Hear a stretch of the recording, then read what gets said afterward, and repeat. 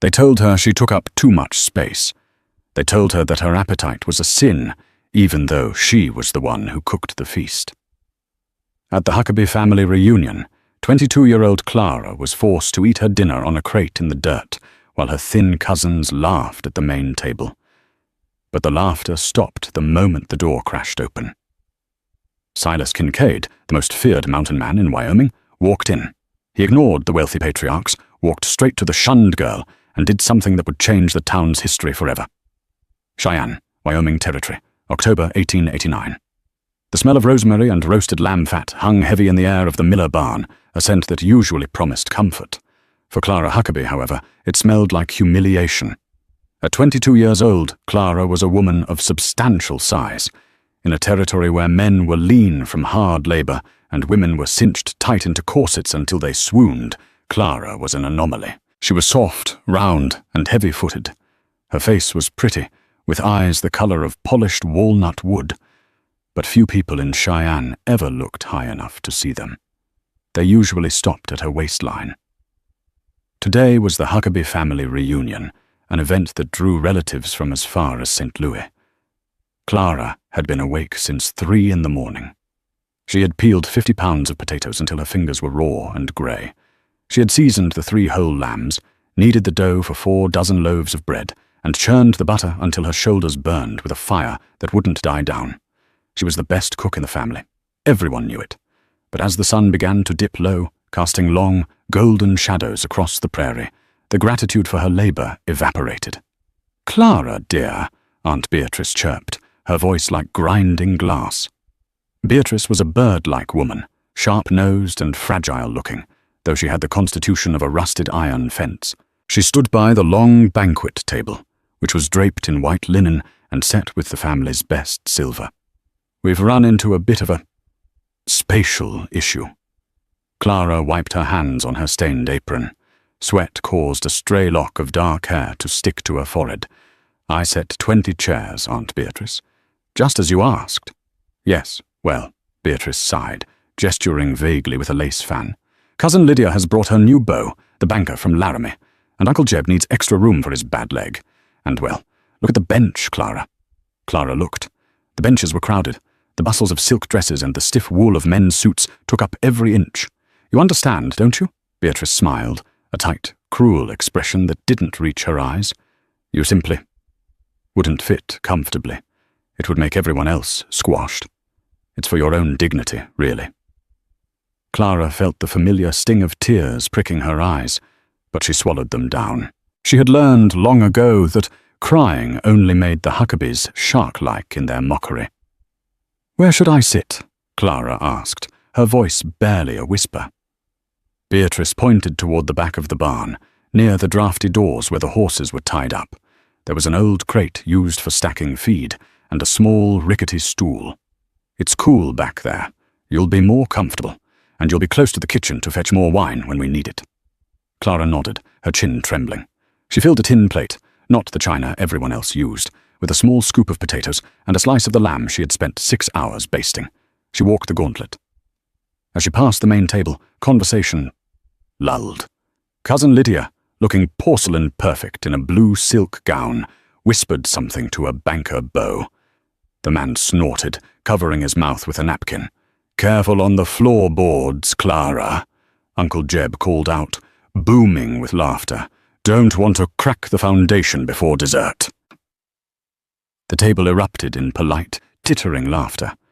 Clara kept her head down, the heat rising in her cheeks until she felt like she was burning alive. She reached the shadows of the back barn, sat on the wobbly stool, and placed her plate on the feed crate. From here, she watched them. She watched the family she loved, the family she served, eat the food she made, while treating her like a leper. She took a bite of the cold lamb. It tasted like ash. "Don't cry," she whispered to herself, gripping her fork until her knuckles turned white. "Don't you dare cry, Clara." Outside the barn, the wind began to howl, rattling the loose shingles. The temperature was dropping fast, a sign of an early winter storm coming off the mountains. But the chill inside the barn was far colder. The festivities were in full swing. Toasts were being made to Uncle Jeb's business success and Cousin Lydia's engagement. The wine was flowing. Then the barn doors slammed open with a violence that shook the rafters. The music from the fiddle player screeched to a halt. The laughter died instantly. A gust of freezing wind, swirling with dry leaves and dust, blew into the warm room, extinguishing half the candles on the main table. Standing in the doorway was a figure that looked more myth than man. He was massive. He had to duck his head to clear the doorframe. He wore a coat made from the pelt of a grizzly bear, the fur thick and matted with snow and pine sap. Underneath, he wore buckskins that were stained dark with old travel and hard living. His hair was long, black, and streaked with premature grey, falling around a face that looked like it had been carved out of granite. A jagged scar ran from his left temple down to his jaw, disappearing into a thick, dark beard. It was Silas Kincaid. The room held its breath. Silas Kincaid was a ghost story in Cheyenne. They called him the Mountain King, or simply the Bear. Rumours swirled that he had killed a man with his bare hands over a card game in Deadwood, or that he had a hidden gold mine in the peaks that he guarded with a Winchester rifle. He came to town only twice a year for supplies, and mothers usually pulled their children inside when his wagon rolled down Main Street. He didn't look like he belonged in a civilized gathering. He looked like an apex predator who had stumbled into a sheep pen. Silas's eyes, ice blue and terrifyingly sharp, scanned the room. He held a large burlap sack in one hand. Uncle Jeb, usually the loudest man in the room, stood up, his voice shaking. "Mr. Kincaid, we didn't expect company. This is a private family reunion." Silas didn't speak. He took 2 heavy steps into the barn. The sound of his boots on the wood was like a hammer strike. He walked towards the main table. Aunt Beatrice looked as if she might faint. "Sir," she squeaked, "if you are hungry, we have scraps." Silas stopped at the head of the table. He looked at the roast lamb. He looked at the fine silver. Then he looked at the faces of the people sitting there. He saw the fear, but he also saw the arrogance. He saw the way they looked at his dirty buckskins with disdain. "I ain't here for your scraps," Silas rumbled. His voice was deep, a baritone that vibrated in the chests of everyone nearby. "My wagon wheel broke a mile out. Need a smith. Saw the lights." "The smith is in town, 3 miles east," Lydia's banker said, trying to sound authoritative but failing. "You can't just barge in here." Silas turned his head slowly to look at the banker. The man shrank back instantly, then Silas's gaze drifted. He looked past the candles, past the silk dresses, all the way to the dark, drafty corner near the horse stalls. He saw Clara. She was frozen, her fork halfway to her mouth, staring at him with wide, terrified eyes. She looked small despite her size, huddled on that rickety stool in the shadows, separated from the warmth and the light of the family. Silas looked back at the main table. He saw the empty chairs. He saw the way they were squeezed together, leaving no room, and he looked back at the girl in the corner. His eyes narrowed. The temperature in the room seemed to drop another 10 degrees. "Who cooked this?" Silas asked, pointing a calloused finger at the lamb. Well, our family has a—" "We have help," Aunt Beatrice lied, trying to claim credit by omission. Silas sniffed the air. He walked past Uncle Jeb. He walked past Aunt Beatrice. The crowd parted for him like water. He walked straight towards the back of the barn. Clara's heart hammered against her ribs like a trapped bird. "He's coming to kill me," she thought. "He's going to be angry that I'm staring." She lowered her eyes to her lap, bracing for a harsh word or a rough dismissal. The heavy footsteps stopped right in front of her. "You cook that meat, girl?" Clara looked up, trembling. Up close he was even bigger. He smelled of wood smoke, rain, and tobacco. Yes, sir, I did." Silas looked at her tin plate. He looked at the crate she was using as a table. Then he looked at the tears she was fighting to hold back. "Why ain't you sitting at the table?" Clara swallowed hard. There wasn't room. I take up too much space, sir." Silas let out a noise that sounded like a growl. He turned around, facing the terrified assembly of Huckabees. The fury in his face was palpable. He marched back to the main table. He didn't speak to anyone. He grabbed the heavy oak chair right at the head of the table, Uncle Jeb's chair, and yanked it out. "Hey!" Jeb protested. Silas ignored him. He effortlessly lifted the heavy chair with one hand and carried it across the barn. He placed it directly in front of Clara's feed crate. Then he went back. He grabbed the chair next to it, Lydia's chair. Lydia shrieked and jumped up before he could take it with her in it. He carried that one over too. He placed the second chair opposite the first. He sat down in the second chair, the wood creaking under his massive frame. He looked at Clara, then gestured to the empty oak chair opposite him. "Sit," Silas commanded. Not unkindly, but with an authority that brooked no argument. "But that's Uncle Jeb's chair," Clara whispered. "It's your chair now," Silas said. He reached into his coat pocket and pulled out a clasp knife. He stabbed a piece of meat from a tin plate, ate it, and closed his eyes. "Damn good lamb. Best I've tasted since I left St. Louis 10 years ago." He opened his eyes and looked at her. "Sit down, girl. I don't eat with folks who treat their kin like dogs. I'll eat with you." The silence in the barn was absolute. The Huckabee family stood in shock, watching the feared Mountain King turn his back on their wealth to break bread with the girl they had cast aside. Clara slowly stood up from the rickety stool. Her legs felt weak. She moved to the sturdy oak chair and sat down. For the first time all night, she was comfortable. Silas pulled a bottle of dark amber liquid from his coat, uncorked it with his teeth, and set it on the crate between them. "Name's Silas," he grunted. "Clara," she breathed. "Well, Clara," Silas said, loud enough for the whole barn to hear. "Pass the potatoes, and tell me why a woman with talent like this is wasting her time with these fools." For the first time in her life, Clara ate a hot meal at a family gathering. But it wasn't the food that warmed her. It was the man sitting across from her. Silas ate with a ravenous intensity, yet there was a strange deliberation to his movements. He didn't eat like a glutton. He ate like a man who respected the animal that had died. Every few bites, he would pause, look at Clara, and nod.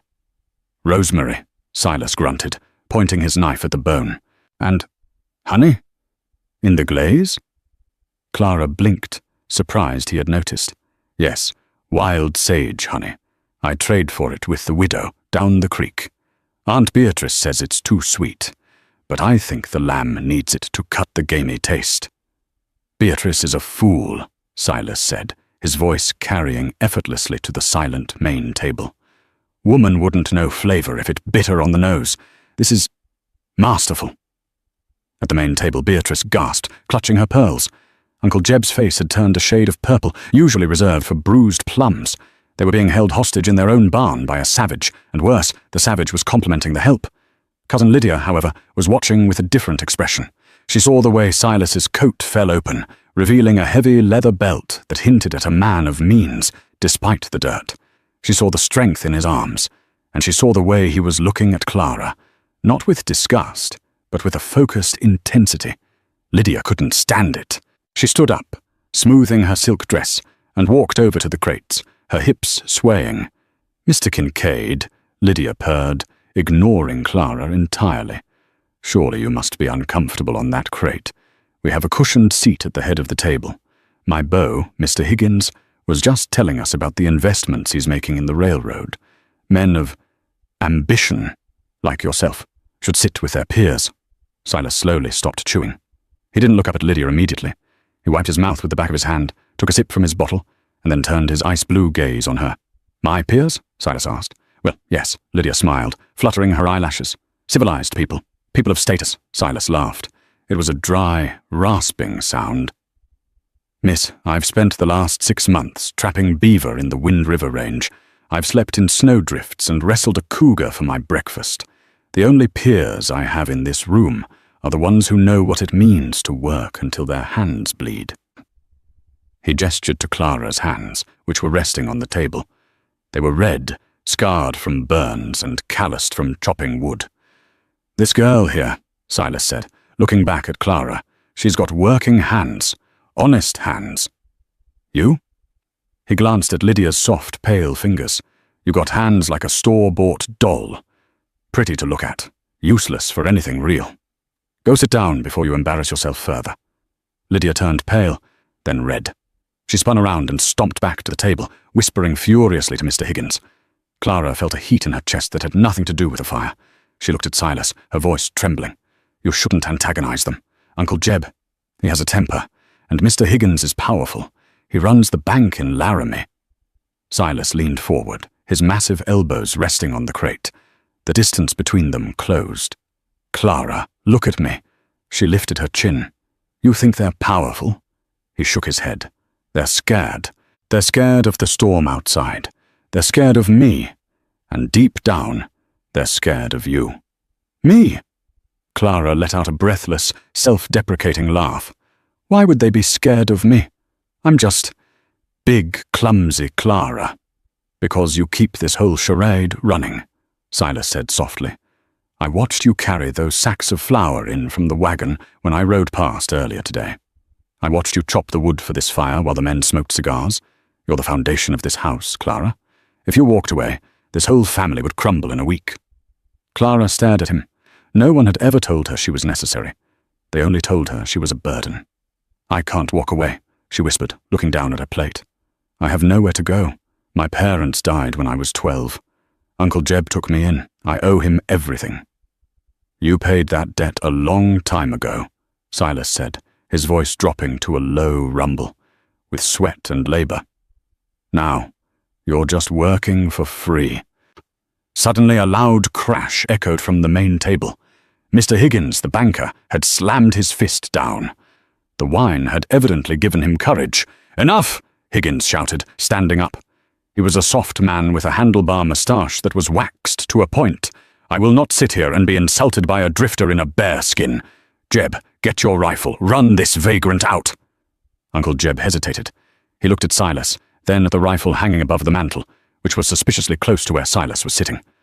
I wouldn't reach for that, Jeb, Silas said without turning around. Not unless you want to lose the hand. This is my property, Jeb blustered, and that is my niece you're bothering. Get away from her. Silas slowly stood up. He towered over the room. The shadows stretched long and menacing against the barn walls. Bothering? Silas stepped away from the crate and walked into the center of the room. I'm the only one treating her like a human being. You treat her like livestock. Actually, worse. A man feeds his horse before he feeds himself. You fed yourselves and left her the scraps. She eats enough as it is, Aunt Beatrice shrieked, unable to help herself. Look at her! It's a disgrace! Clara shrank into herself, wishing the floorboards would open up and swallow her whole. Silas turned his head slowly to Beatrice. His eyes were dark. She eats to fill a hollow spot you people carved out of her. You starve her of kindness so she feeds on bread. He turned back to Higgins and Jeb. You want me to leave? Fine, I'll leave. But I'm taking the cook with me. The silence that followed was deafening. Clara gasped, her hand flying to her mouth. What? Jeb laughed nervously. You want Clara? I need a cook at my camp, Silas lied smoothly, though his eyes never left Clara's face. And I need a woman who knows how to handle a knife and a fire. I'll pay her wages, real wages, which is more than she gets here. You can't be serious, Higgins sneered. A mountain man and the fat girl, a match made in, well, a pigsty. Silas's hand moved. It was a blur of motion. Before anyone could blink, a throwing knife was vibrating in the wood of the main table, exactly 1 inch from Arthur Higgins' thumb. Higgins shrieked and fell back into his chair, hyperventilating. Next one takes the thumb, Silas said calmly. Apologize to the lady. Higgins stammered, sweat pouring down his face. I apologize, Miss Clara, I apologize. Good, Silas grunted. He walked over and yanked the knife out of the wood. Now, about my offer. Uncle Jeb looked at Aunt Beatrice, then at Clara. A greedy glint entered his eyes. He realized that Silas Kincaid wasn't just a threat. He was an opportunity. Now hold on, Mr. Kincaid, Jeb said, his voice taking on a wheedling, businesslike tone. You can't just take a member of the family. Clara is essential to the household. She has responsibilities. She's a grown woman, Silas countered. She can leave if she wants. She's my ward, Jeb argued, and honestly, given her condition, it's not safe for her to be wandering the mountains with a stranger. Unless, Jeb paused, rubbing his chin, unless there was a dowry of sorts, or a compensation for the loss of her labor. Clara felt a wave of nausea. They were selling her. They were actually trying to haggle a price for her departure. Uncle Jeb, please, she whispered. Hush, Clara, Beatrice snapped. This is men's business. Silas looked at Jeb with utter contempt. You want to sell your niece? I want compensation for the years of food and lodging I've provided, Jeb corrected indignantly. $500. The room gasped. $500 was a fortune. It was the price of a small farm. She ain't worth 500, Higgins muttered, nursing his hand. She ain't worth 5. Silas reached into his buckskin coat. He didn't pull out a coin purse. Instead, he pulled out a folded, oilskin-wrapped document. He tossed it onto the table among the half-eaten lamb and spilled wine. That, Silas said, is a deed. Jeb frowned and picked it up. He unfolded it near the candle. As he read, his eyes widened and the color drained from his face. This is the Dawson Creek frontage, Jeb stammered. The water rights to the lower valley. The water rights your farm depends on, Silas clarified. I bought them 3 weeks ago from the territorial office in Cheyenne. Seems the previous owner was tired of your cattle straying onto his land. Higgins sat up straight. You own the water. But if you cut off the creek, the Huckabee farm is worthless. Dry as a bone by summer, Silas agreed. He looked at Clara, his expression softening just a fraction. Then he looked back at Jeb. I'm not paying you $500 for Clara. I'm not paying you a dime. But here is the deal. You let her walk out of here with me, of her own free will, and I sign those water rights over to you. The farm stays alive. And if we refuse, Beatrice asked, her voice shrill, then I keep the water, Silas shrugged, and I watch your cows turn to dust from my porch up on the ridge. And Clara stays here, miserable, cooking for a family that hates her until she dies of a broken heart. The cruelty of the choice hung in the air. For Jeb and Beatrice, it wasn't a choice at all. They loved their farm more than they had ever loved Clara. Take her, Jeb said quickly. He didn't even look at his niece, just signed the paper. Clara stood up. The chair scraped loudly against the floorboards. She felt lightheaded. Her family had just traded her for a creek. After 22 years of service, she was worth exactly 1 signature on a piece of paper. Silas walked back to her. He didn't touch her, but he stood close enough that she could feel the heat radiating from him. Well, Clara, he asked quietly. It's up to you. I won't force you. You can stay with these vultures if you want. Or you can get your coat. Clara looked at Aunt Beatrice, who was eagerly pushing an inkwell towards Silas. She looked at Cousin Lydia, who was smirking. She looked at Uncle Jeb, who was already celebrating his victory. She looked down at her hands, the hands that Silas had called honest. I don't have a coat, Clara said, her voice finding a new steel-like strength, not a warm one. Silas smiled. It was the first time she had seen him truly smile. It transformed his face, making the scar look like a badge of honor rather than a wound. He took off his massive grizzly bear coat. The heavy fur smelled of pine and freedom. He draped it over Clara's shoulders. It engulfed her, heavy and warm and protective. It fits you perfect, Silas said. He turned to the table, signed the document with a flourish, and left it there. Let's go, he said to Clara. Wait, Higgins shouted, standing up again. The banker's face was twisted with malice. He couldn't stand the sight of the outcast winning. You think you can just waltz out into a blizzard? It's 10 degrees below zero out there. That fat girl will freeze to death before you get a mile. She can't walk in snow. Silas paused at the barn door. He looked back, his arm around Clara's shoulder. She won't be walking, Silas said, and she won't be freezing, because unlike you, Higgins, I know how to take care of what's valuable. He kicked the barn doors open. The wind howled, a white wall of snow swirling in the darkness.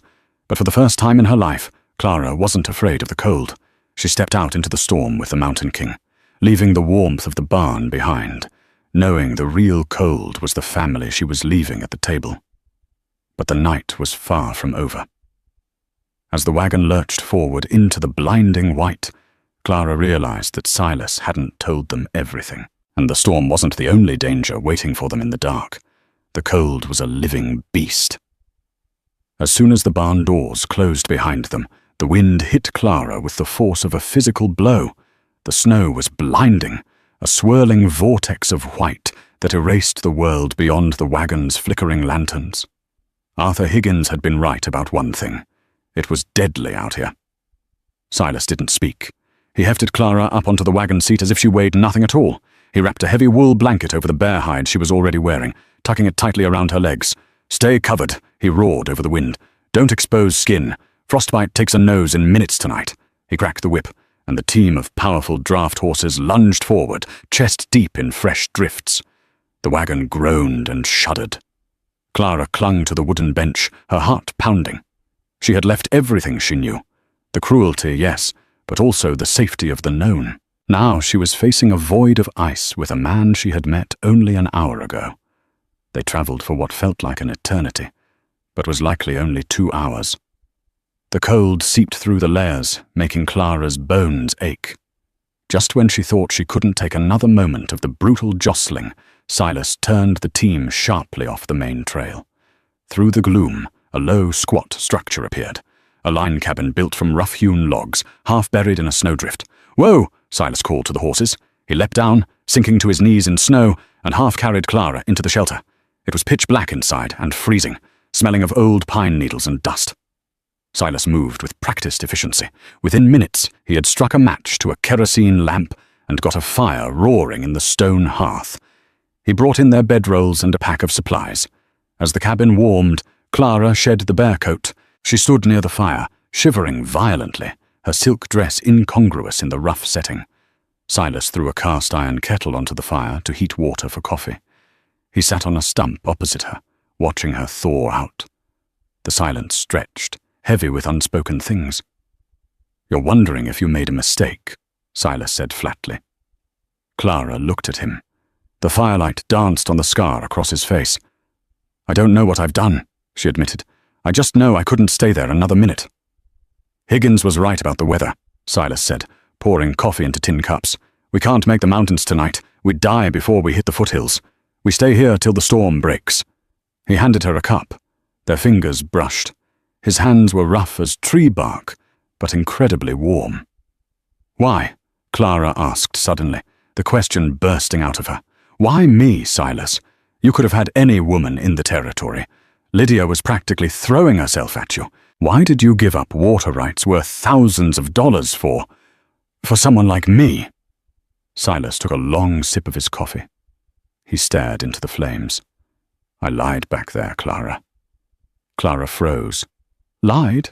About the camp cook job?" "About everything," Silas said. He turned his ice-blue eyes toward her.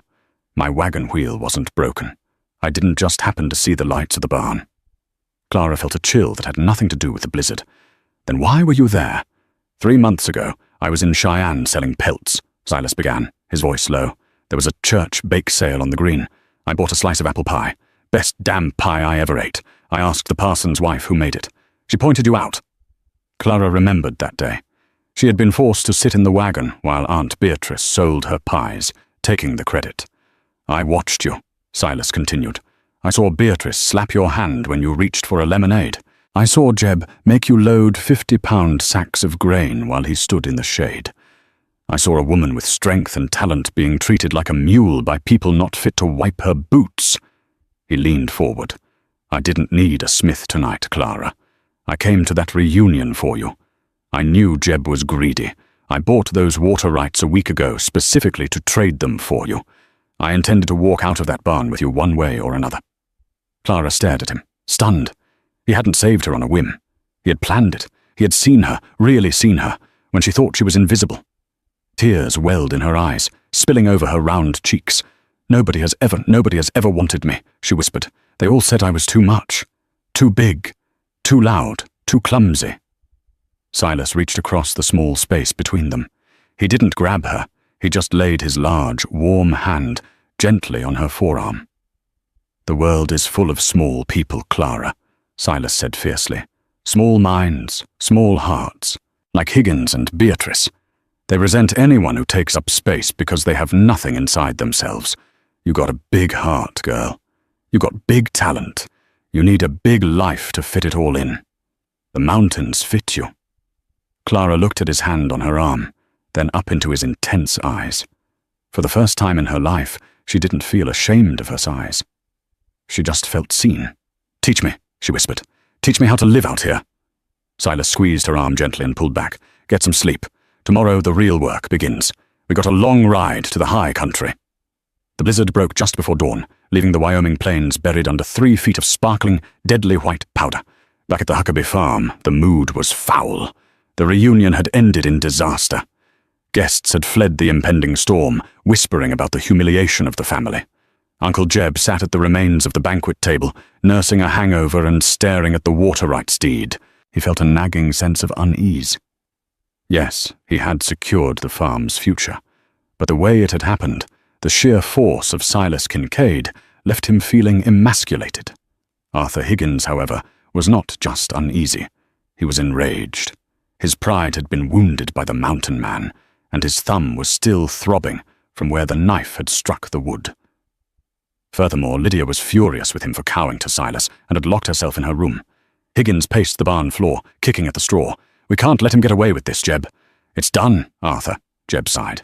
"He has the girl. We have the water. It's a fair trade." "Is it?" Higgins stopped pacing. His eyes narrowed cunningly. "Think about it. Kincaid coerced you under duress. He threatened violence with that knife. In a court of law, that signature of yours wouldn't hold up for a second. That deed is void." Jeb sat up straighter. "You think?" "I know," Higgins lied smoothly. He was a banker. Twisting truths was his profession. "Furthermore, he kidnapped your ward. Clara is vulnerable. She's mentally slow. We all know that. He took advantage of a simple-minded girl." It was a monstrous lie. Clara was sharper than any of them, but it was the lie they needed to justify their greed and wounded pride. "You're right," Aunt Beatrice chimed in, emerging from the kitchen where she'd been forced to clean up her own mess for once. "He stole her, and think of the scandal. People are saying we sold her to a savage." Higgins slammed his fist into his palm. "We go after them. We bring Clara back, for her own safety, of course, and we take back that deed. Kincaid is a squatter and a brute. He doesn't deserve those rights." "But the storm," Jeb hesitated, "and the man is a killer." "The storm is over," Higgins sneered, "and there will be 4 of us. You, me, and your 2 ranch hands. We have Winchesters. He has an old buffalo gun and a fat girl to slow him down. We'll catch them before they hit the tree line." Greed and vengeance are powerful motivators. Within an hour, 4 men were mounted up, rifles scabbarded, following the deep wagon ruts left in the snow.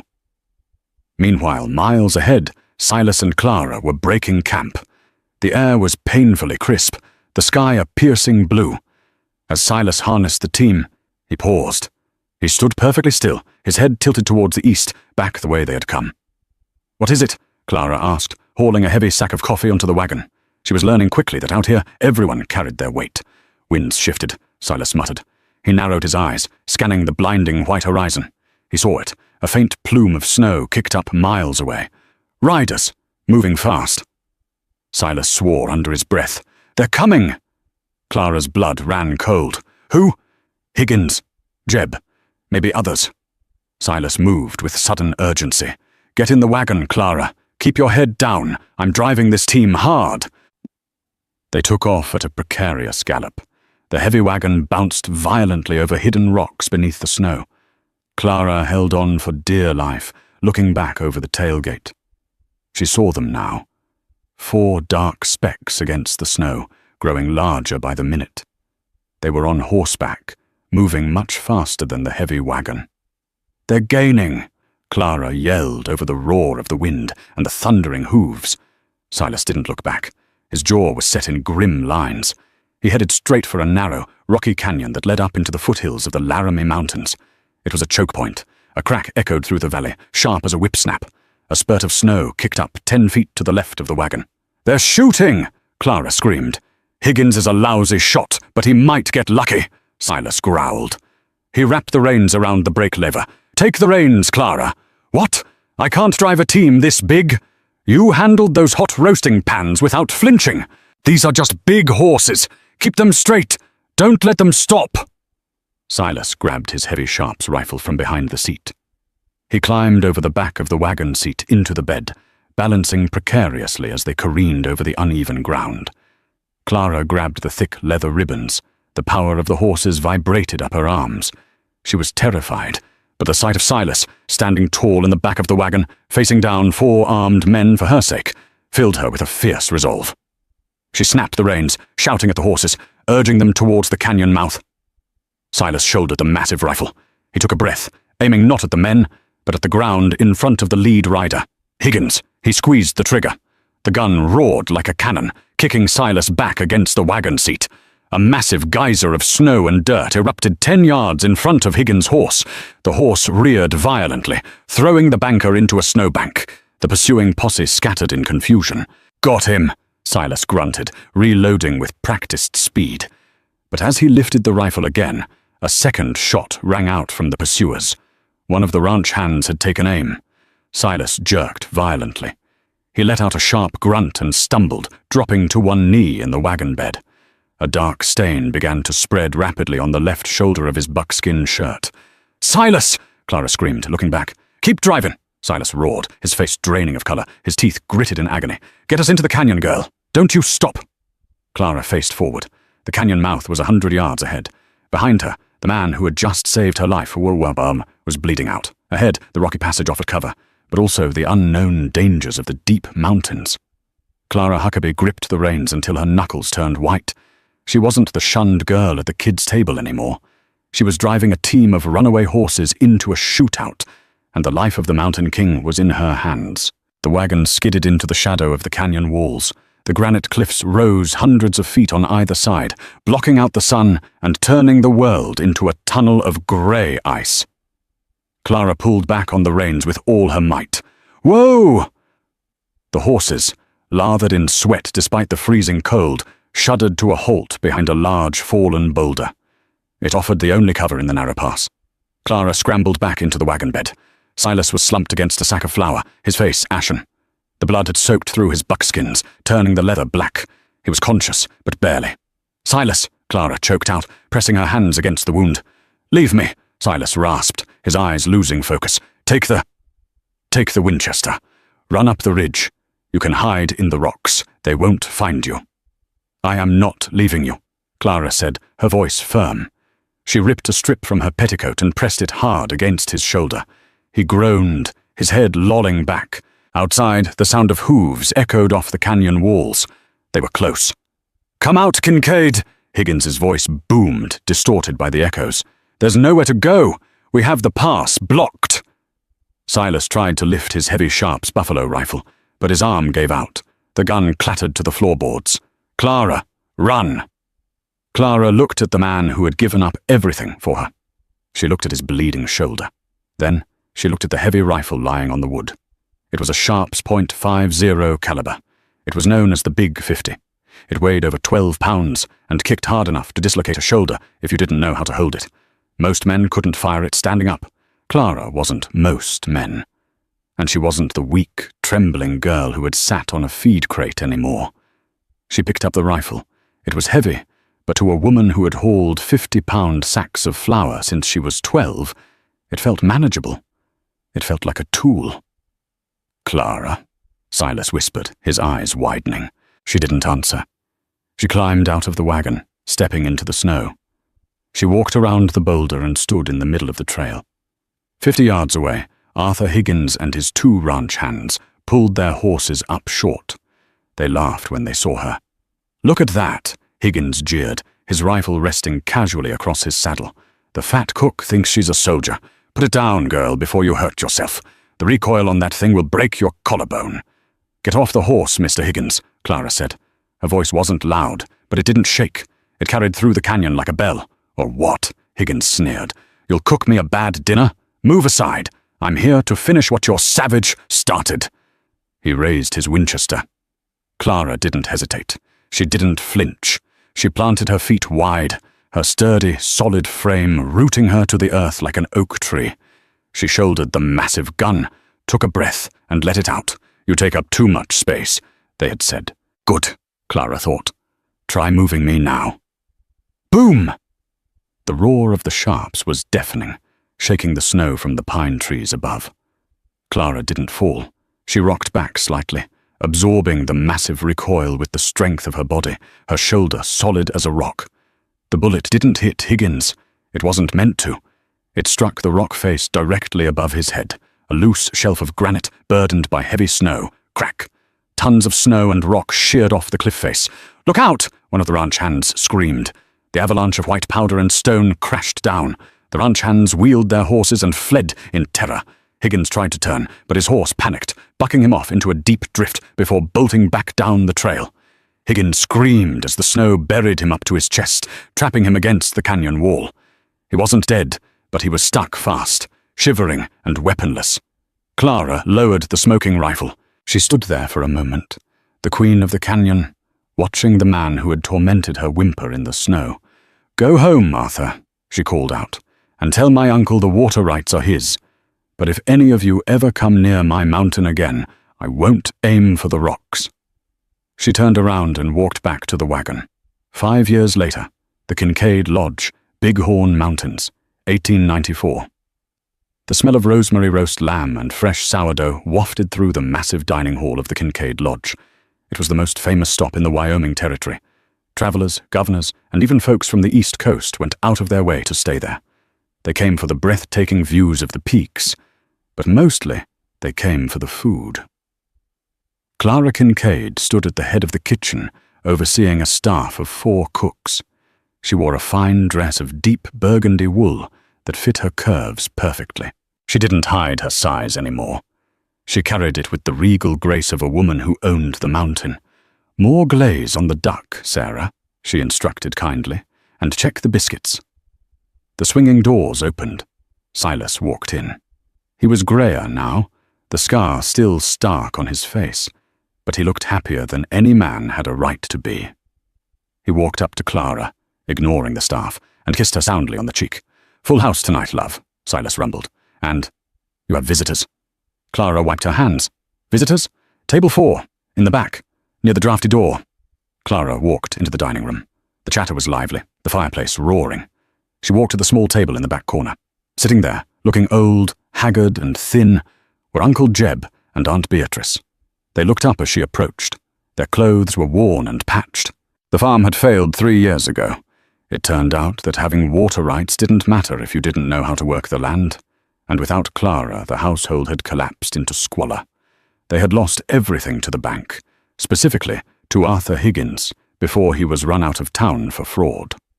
"Clara," Jeb said, his voice trembling. He looked at the fine food on the other tables, swallowing hard. We heard you were doing well." "We are," Clara said calmly. "We were wondering," Beatrice whispered, unable to meet Clara's eyes. "We have nowhere to go. We're on our way to Oregon, but we have no money for supplies. We were hoping, for old time's sake." Clara looked down at them. She remembered the feed crate. She remembered the hunger. She remembered the cruelty. She could kick them out. She could let them starve. It would be justice. But Clara Kincaid was bigger than that, in every way. She raised her hand, snapping her fingers. A waiter rushed over. "Yes, Mrs. Kincaid, move these guests," Clara said. Jeb and Beatrice flinched, expecting to be thrown out. "Move them to the center table," Clara commanded. "The one by the fire. Bring them the roast lamb, the potatoes, and a bottle of the best wine." Beatrice burst into tears. "Clara, after everything. Why?" Clara looked at her aunt, her brown eyes warm and clear. "Because, Aunt Beatrice, I know what it feels like to be hungry. And at my table everyone eats." She turned and walked back toward the kitchen, where Silas was waiting for her. He wrapped his arm around her waist, his mountain queen, and they watched as her family finally sat down, to a meal they didn't deserve, served by the woman they had shunned. Clara had found her place in the world, and it was right at the head of the table. And that is the incredible story of Clara and Silas. It's a powerful reminder that sometimes the people who are treated as less than are the ones holding everything together. Clara's family thought her value was determined by her size, but Silas saw that her size simply held a heart and a strength too big for small-minded people to understand. What would you have done if you were Clara? Would you have fed your uncle and aunt at the end, or would you have let them starve? Let me know your answer in the comments below. I read every single one. If this story touched your heart, please hit that like button. It really helps the channel grow. And don't forget to subscribe and ring the bell so you never miss a new story. Thanks for watching, and I'll see you in the next video.